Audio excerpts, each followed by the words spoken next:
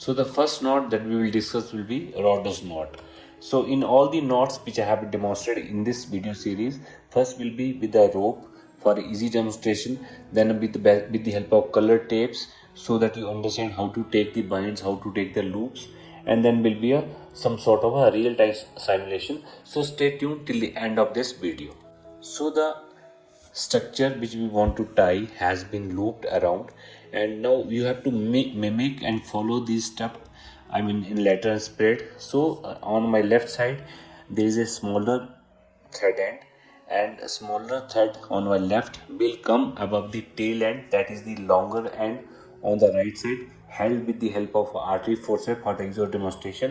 And we will take first half this reef knot, and the reef knot is held between the index and thumb finger of the non-dominating hand. So Roeder's knot is basically 1-3-1. So this is one knot, one half reef knot, then 3 binds around these two threads, then one lock. So lock is again on the longer or the thread on the right side only, you have to remember, and then you lock it partially. So friends, don't lock it too much, that is the common mistake. Just lock it loosely, and when it starts sliding then you can lock it further, and then what impair its mobility, and your Roeder knot is ready.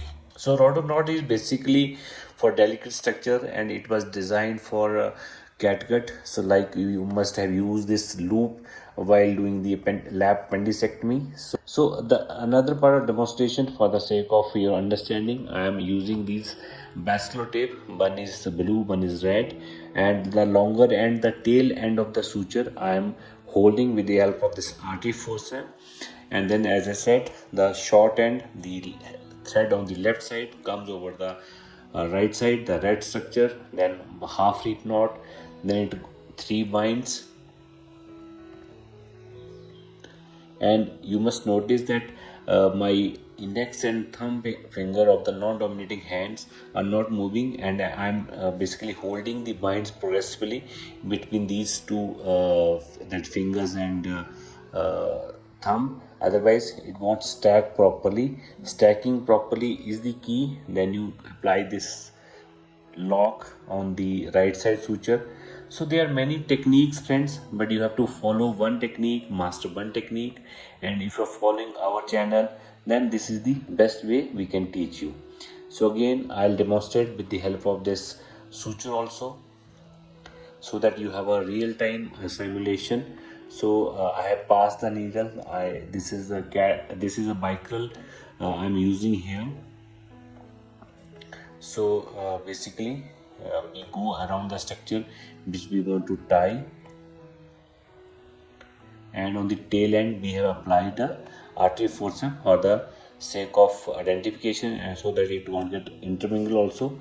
Now in a real life scenario, one of your assistant has to hold this exit point of the port with the yellow thumb. It will stop the gas from leaking, and will also keep the right and left threads separated. Here my daughter is assisting, and she is novice. So you have to use one of your assistant thumb for this, and you cut the needle end, and then again the same step. Left is shorter end, needle end, it comes over the longer end on the right side,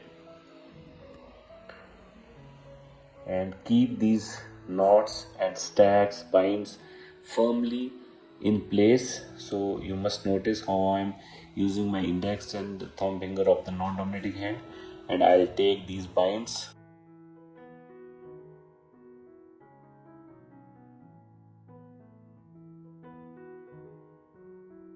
One bind, two bind,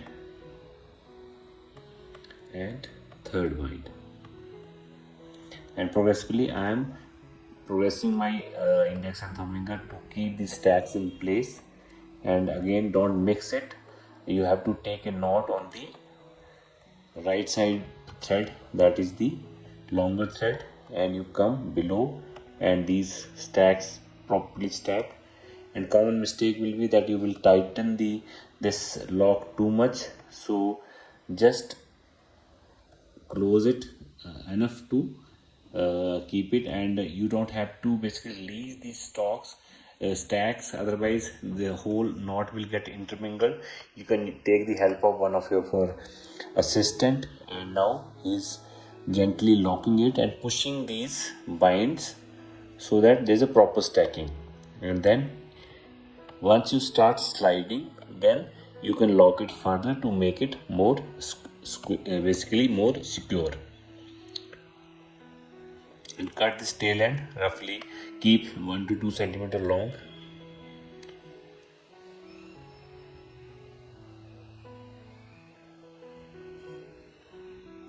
And once it starts sliding, as I said, you can lock it further to make it more secure, and then you can start sliding.